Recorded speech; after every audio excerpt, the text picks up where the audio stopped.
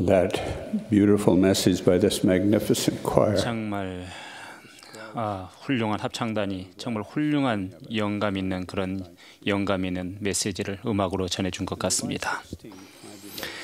1953년 7월 16일 사랑하는 아내 지닌과 저는 유타 멘타이 성전 재단에 함께 무릎을 꿇었습니다. 루이스 R. 앤더슨 회장님이 임봉 권세를 행사하여서 우리가 남편과 아내로서 현세와 영혼을 위한 결혼을 하였다고 성혼을 선언해 주셨습니다. 주님의 집에서 순전한 신권 권세로 집행된 성스러운 의식 덕분에 제가 합당하게 살아가는 한 사랑하는 아내 진인 그리고 자녀들과 영원히 함께 살 수 있으리라는 확신으로 가슴 벅차던 그 고요하고 평온한 느낌은 실로 표현할 길이 없습니다. 그 성스러운 성전 의식을 통해 그 7자녀가 저희 부부에게 묶어졌으나 그중 2아이는 소중한 아내 진인과 함께 휘장 저편에 가 있습니다. 그들은 남은 가족들에게 성전에서 약속된 영원한 축복들을 모두 받을 수 있도록 합당하게 살라고 힘찬 동기를 부여해 줍니다. 하나님 아버지께서 마련하신 행복의 계획을 떠받치고 있는 2개의 기둥은 바로 결혼과 가족입니다. 가족을 영원히 함께 묶어주는 성전 의식의 의미를 깎아내리고 가족을 분열시키려고 끝없이 발버둥치는 사탄을 생각해보면 그 2가지가 얼마나 중요한지를 알 수 있습니다. 살아가는 동안 성전 임봉이 주는 의미는 더욱 커집니다. 서로에게 끊임없이 다가가게 하며 이 생에서 더 큰 기쁨과 성취감을 얻게 해줍니다. 저는 아내에게서 중요한 교훈 한 가지를 배운 적이 있습니다. 직업상 저는 출장을 많이 다녔는데 한 번은 거의 2주 동안 출장을 갔다가 토요일 오전에야 집에 돌아왔습니다. 다른 모임에 참석하기 전에 4시간 정도 시간 여유가 있었던 때였습니다. 저는 아내가 작은 세탁기가 고장나서 손빨래를 하고 있는 모습을 보았습니다. 그래서 세탁기를 고치려고 했습니다. 그때 아내가 다가오더니 물었습니다. 여보, 지금 뭐 하시는 거예요? 세탁기 고치는 중이에요. 그래야 당신이 손빨래를 안 해도 되지 않겠어요? 라고 하자 아내는 말하기를 아니에요. 가서 아이들하고 놀아주세요. 저는 아이들하고는 언제든 놀아줄 수 있잖아요. 지금은 당신을 돕고 싶어요. 라고 답했습니다. 그러자 아내가 말했습니다. 여보, 제발 가서 아이들하고 놀아줘요. 워낙 근엄하게 말하길래 저는 따를 수밖에 없었습니다. 아이들과는 정말 즐거운 시간을 보냈습니다. 함께 술래잡기도 하고 낙엽 위를 뒹굴기도 했습니다. 그렇게 시간을 보내고 나서 저는 모임에 갔습니다. 만일 제가 배웠으면 하고 아내가 바랬던 교훈을 얻지 못했다면 그 경험은 망각 속에 묻혀져 버렸을 것입니다. 저는 다음 날 새벽 4시쯤 잠을 깼습니다. 누군가가 조그만 팔로 제 목을 꼭 감싸 안고는 볼에 입맞춤을 한 뒤 제 귀에 속삭였습니다. 그 말을 저는 평생 잊지 못할 것입니다. 아빠, 사랑해요. 아빠는 제일 좋은 친구예요. 여러분도 가정에서 그런 경험이 있으시다면 인생 최고의 기쁨을 맛보신 것입니다.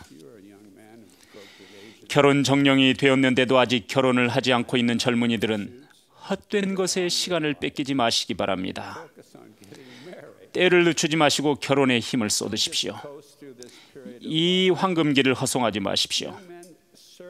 젊은이 여러분, 훌륭하게 선교 사업을 하십시오. 그런 다음에는 영원한 반려자가 될 만한 사람을 찾는데 최우선 순위를 두시기 바랍니다. 마음을 사로잡는 젊은 여성이 생기면 여러분이 특별한 사람이라는 점을 보여주어서 그 여성이 여러분과 좀 더 사귀고픈 마음이 생기도록 만드십시오. 데이트할 때는 상대를 가치 있는 곳으로 데려가시기 바랍니다. 창의성을 발휘하시기 바랍니다. 훌륭한 아내를 얻고 싶다면 여러분이 훌륭한 남자요 장래가 촉망되는 남편감이라는 사실을 상대가 느낄 수 있게 해야 합니다. 좋은 사람을 찾으면 주님께서 세우신 테두리 안에서 합당하게 행동하여서 아주 멋진 연애와 결혼을 하고 부디 영원히 행복하시기 바랍니다. 결혼하신 분들에게 묻겠습니다. 여러분은 육체적으로나 정신적으로도 배우자에게 충실하십니까?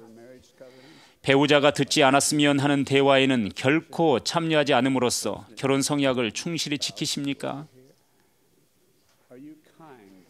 배우자와 자녀들에게 친절하고 도움이 되어 주십니까? 형제 여러분, 경전 공부, 가족 기도, 가정의 밤 같은 가족 활동을 주도적으로 이끌어가고 계십니까? 아니면 주의를 게을리해서 빈자리를 아내가 채우도록 만드십니까? 아내에게 사랑한다는 말을 자주 하십니까? 아내는 그 말을 들으면 크게 행복해할 것입니다. 그런데 그렇게 하라고 하면 집사람은 말 안 해도 잘 압니다 라고 대답하는 분들이 있습니다. 아내에게 꼭 말로 표현하시기 바랍니다. 여성은 그와 같이 재확신을 주는 말을 듣고 성장하며 큰 축복을 느낍니다. 배우자가 여러분에게 해주는 일에 감사를 표하십시오. 사랑과 감사를 되도록 자주 표현하시기 바랍니다. 그러면 인생은 더욱 풍요로워지고 즐거워지며 의미 있게 될 것입니다. 그런 자연스러운 사랑 표현을 주저하지 마시기 바랍니다. 아내를 꼭 껴안고 그런 말을 해주시면 더 효과가 있을 것입니다. 저는 아내에게서 표현의 중요성을 배웠습니다.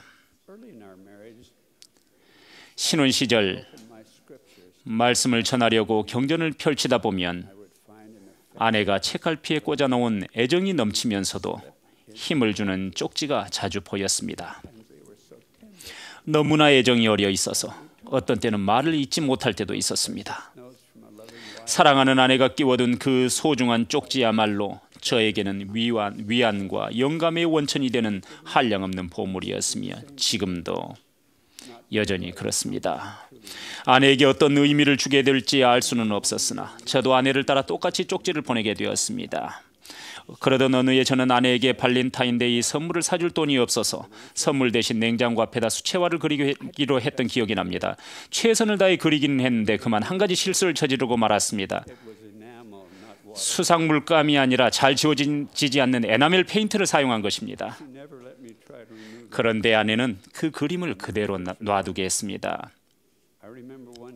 또 한 번은 종이에 펀치로 구멍을 뚫을 때 생기는 조그맣고 동그란 종이를 가져와서 종이 뒷면에 1부터 100번까지 번호를 매겼습니다.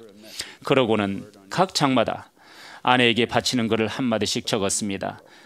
그런 다음 그것들을 모아 봉투에 담았습니다. 저는 아내가 박장대소할 거라고 생각했습니다. 아내와 사별한 뒤 저는 아내 사물함에서 서로 함께 나누었던 끝짤막한 메시지를 아내가 얼마나 소중하게 간직했는지 알게 되었습니다. 저는 아내가 그 둥근 종이들을 모두 모아 비닐 종이 한 장에 붙여놓은 것을 보았습니다. 그냥 모아두기만 한 것이 아니라 귀중품 마냥 비닐로 덮어서 보관하고 있었습니다. 다른 것들과 함께 모아두지 않은 종이 한 장이 있었는데 그 종이는 지금도 제 집 주방시계 유리 안에 남겨져 있습니다.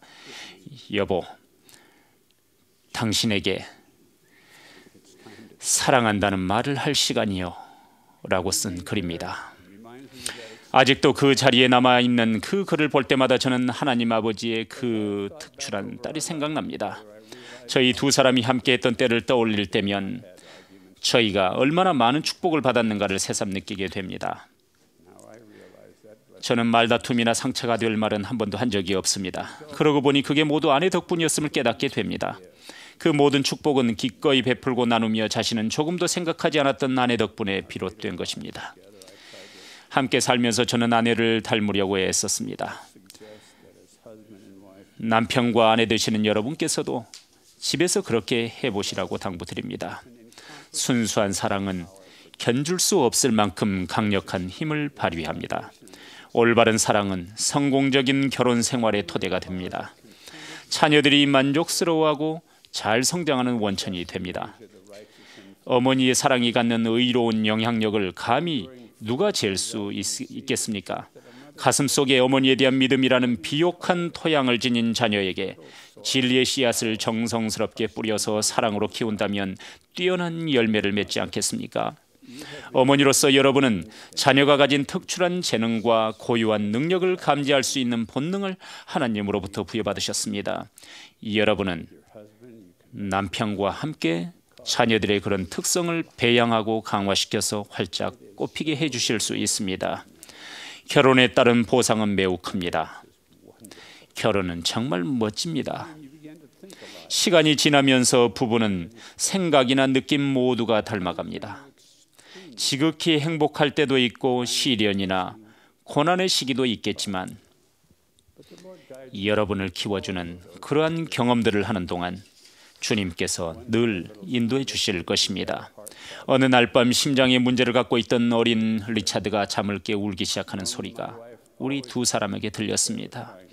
보통 때 같으면 항상 아내가 일어나서 우는 아이를 달랬지만 그날은 제가 아이를 돌보겠다고 했습니다. 아이가 울기 시작하자 그렇지 않아도 문제가 있는 아이의 작은 심장이 뛰는 속도가 매우 빨라졌습니다. 구토를 하는 바람에 침대보와 이불이 더럽혀졌습니다. 그날 밤 저는 아이를 끌어안고 요동치는 심장을 진정시켜 울음을 멈추게 한 후 옷을 갈아입히고 침대보를 갈아주었습니다. 그리고 아이가 다시 잠들 때까지 꼭 안고 있었습니다. 그때만 해도 아이가 몇 달 지나지 않아 세상을 떠날 줄은 꿈에도 몰랐습니다. 그 한밤중에 아이를 꼭 껴안고 있었던 그 순간은 결코 잊지 못할 것입니다. 아이가 숨을 거둔 날이 또렷하게 기억납니다. 아내와 함께 병원을 나서다가 길가에 차를 세우고 아내를 부둥켜 안았습니다. 둘 다 한참을 울었습니다. 그러다 보니 우리는 성전에서 성약을 맺었기 때문에 그 아이를 휘장 저편에서 다시 얻게 될 거라는 점을 깨달았습니다. 그 덕분에 아이를 잃은 사실을 어렵지만 받아들일 수 있었습니다. 저는 친절한 아내를 둔 덕분에 소중한 교훈을 많이 배울 수 있었습니다. 저는 매우 미숙한 남편이었던 반면 아내는 무척 훈련되고 영적인 사람이었습니다. 결혼 생활은 이기적이고 자기 중심적인 성향을 극복할 수 있는 이상적인 환경을 마련해 줍니다. 일찍 결혼하라고 권유하는 이유 중에는 잘 바꿔지지 않는 좋지 않은 성격을 다듬기 위함이라는 것도 포함된다고 생각합니다.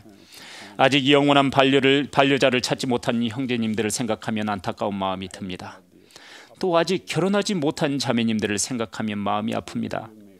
외로움과 더불어 제대로 인정받지 못하고 있다는 생각이 들며 과연 결혼을 하고 자녀들과 내 가정을 잘 가질 수는 있겠는지 앞이 보이지 않는 분도 있을 줄 압니다.